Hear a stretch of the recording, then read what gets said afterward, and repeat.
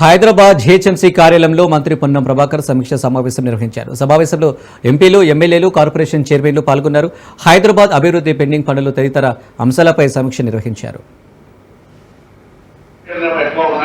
ఏ విధంగా చేద్దామనేటువంటి దాని మార్గం అన్వేషిస్తూ ప్రతి నియోజకవర్గానికి 3,500 మంది ఇంట్లో లేరు పేదలకు మొదటి ప్రాధాన్యత ఇచ్చే విధంగా ఎంపిక చేయడానికి సంబంధించినటువంటి ఒక ఆలోచన.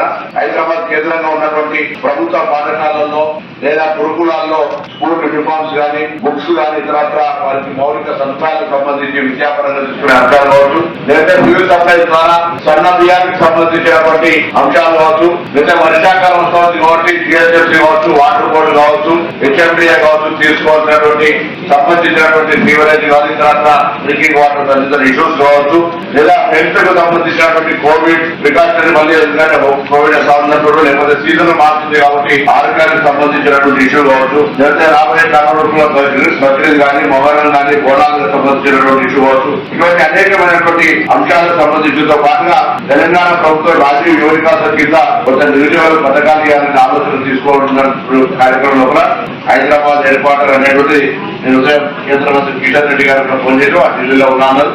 తప్పకుండా ఇందుకు సంబంధించి మీరు తీసుకునే ప్రతిపాదనలు వాటిని సహకరించాలని మనం చెప్పినారు.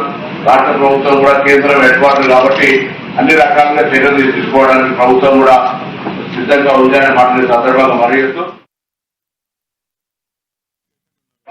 ప్రభుత్వం